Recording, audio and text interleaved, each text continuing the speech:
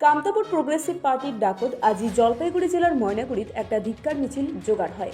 অভিযোগ, এসআইআর প্রক্রিয়ার মাধ্যমত কামতাপুর জনগোষ্ঠীর নাম বাতিল করা হয়েছে আরও কামতাপুরি ভাষার দাবি উপেক্ষা করা হয়েছে। ইয়ার প্রতিবাদে এই কর্মসূচির জোগাড় করা হয়। জলপাইগুড়ি জেলা কমিটির উদ্যোগত জোগাড় হওয়া এই মিছিল দলের নেতাকর্মী আরও সমর্থকগিলা অংশগ্রহণ করেন। মিছিলটা ময়নাগুড়ির নানান ঘাটা পরিক্রমা করে আরও পরে সংক্ষিপ্ত প্রতিবাদ সভার মাধ্যমে শেষ হয়। বক্তারা দাবি করেন কামতাপুরি ভাষা আর কামতাপুরি জনগোষ্ঠীর সাংস্কৃতিক আর ভাষাগত অধিকারক স্বীকৃতি দিবার নাগিবে তারে নগদ এসআইআর প্রক্রিয়ার নাম বাতিলের সিদ্ধান্ত অবিলম্বে প্রত্যাহার করিবার হবে। প্রতিবাদ মিছিল থাকি দলের পাক থাকি জানানো হয় কামতাপুরি ভাষা আর জনগোষ্ঠীর পরিচয় রক্ষার দাবিত আইসা দিনত আন্দোলন চালে যাওয়া হবে। জেলা কমিটির নেতারা কন এই বিষয়ে প্রশাসনের ঠে আমরা দাবি জানাই, আরও প্রয়োজন হলে বৃহত্তর আন্দোলনের ঘাটাতো আমরা হাঁটিমো। এই বিষয়ে প্রশাসনের ঠে আমরা দাবি জানামো, তারে নগদ প্রয়োজন হলে বৃহত্তর আন্দোলনের ঘাটাত হাঁটিমো।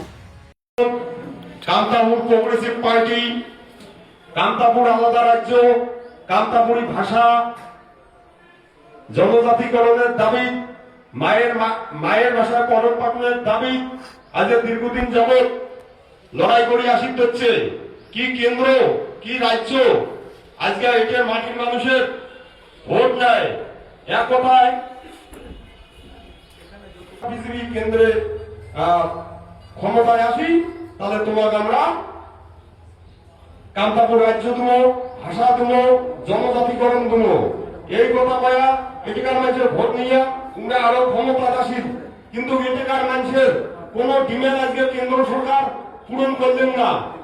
আজকে বলে শুরু করছে নয়া করে শুরু করছে পরিবর্তন যাত্রা। এটা পরিবর্তন যাত্রা না হয় এটিকার উত্তরবঙ্গের কামতাপুরের মাটির মানুষের আজকে মরণ যাত্রা আমরা শুরু করছে। আমরা আর এটিকার মাটির মানুষই আমরা বিজেপি বিশ্বাস করি না। আজকে এটিকার মাটির মানুষের একবার কেপিপির হাত দিয়ে আমরা বৈতরণী পার হন, আর একবার পার হন নগর নায়ক দিয়া, এইদের পার হন সাত হচ্ছে জীবন শিবক দিয়া। তাহলে লোকবল আমরা একই, লোকবল সবাই আমরা এক।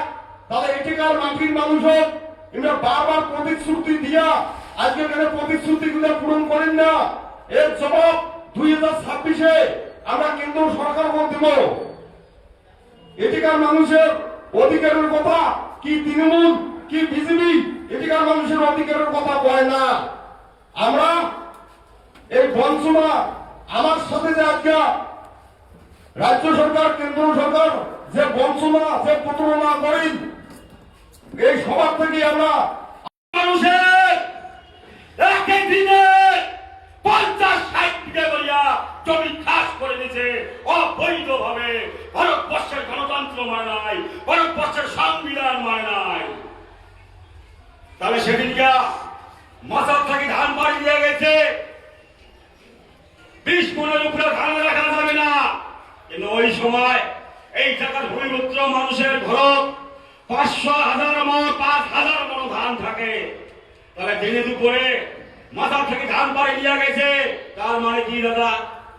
এটা চোর করা না হোক, এটা ডাকাতি করা না হোক।